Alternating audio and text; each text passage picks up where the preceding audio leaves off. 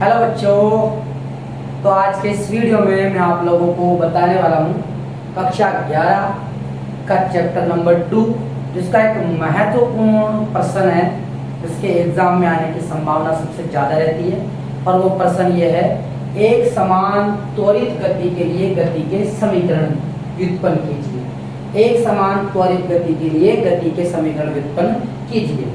तो गति के समीकरण क्या होते हैं, पहले तो अपन ये जानते हैं गति के समीकरण क्या होते हैं और इसको व्युत्पन्न कैसे किया जाता है। तो गति के 3 समीकरण होते हैं। पहला समीकरण जो होता है वो v बराबर u प्लस at होता है, और जो दूसरा समीकरण होता है वो s बराबर ut प्लस 1/2 at स्क्वायर होता है, और जो तीसरा समीकरण होता है वो v स्क्वायर बराबर u स्क्वायर प्लस 2as होता है।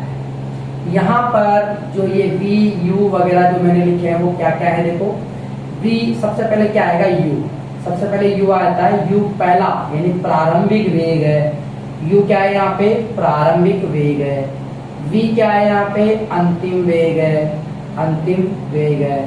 और यहाँ पे s क्या है, s को अपन विस्थापन से डिनोट कर रहे हैं, तो ये विस्थापन है।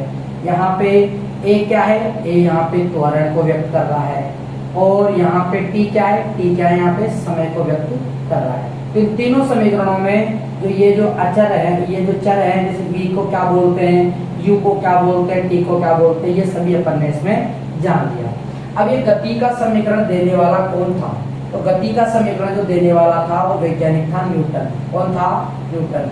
न्यूटन ने गति के 3 समीकरण दिए, और इन तीनों समीकरणों की सहायता से आप किसी भी कण का अंतिम वेग ज्ञात कर सकते हो, या फिर किसी कण का विस्थापन, या फिर आप इससे यहाँ पे तीनों में से कोई सा भी मान निकाल सकते हो।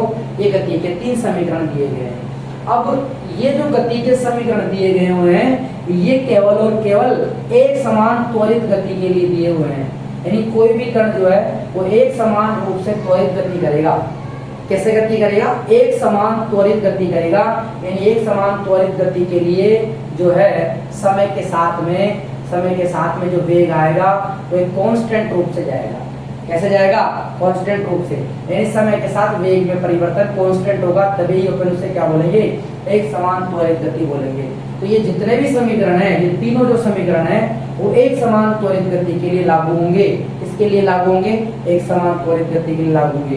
किसने दिए, ये न्यूटन ने दिए। कौन कौन से हैं, v बराबर u प्लस at, s बराबर ut प्लस 1/2 at स्क्वायर, और तीसरा है v स्क्वायर बराबर u स्क्वायर प्लस 2as। और इनमें u प्रारंभिक वेग को बताता है, v अंतिम वेग को बताता है, s विस्थापन को, a त्वरण को, t समय को। अब हम इसके बाद अपन इनके जो सूत्र हैं इनको स्थापित करेंगे, जिसके 2 मेथड है हमारे पास। पहला होता है ग्राफीय मेथड यानी ग्राफीय विधि, और दूसरी विधि होती है कलन विधि। दूसरी कौन सी होती है, कलन विधि। तो सबसे पहले अपन ग्राफीय विधि के द्वारा, इसके द्वारा ग्राफीय विधि के द्वारा इन तीनों समीकरणों को स्थापित करेंगे।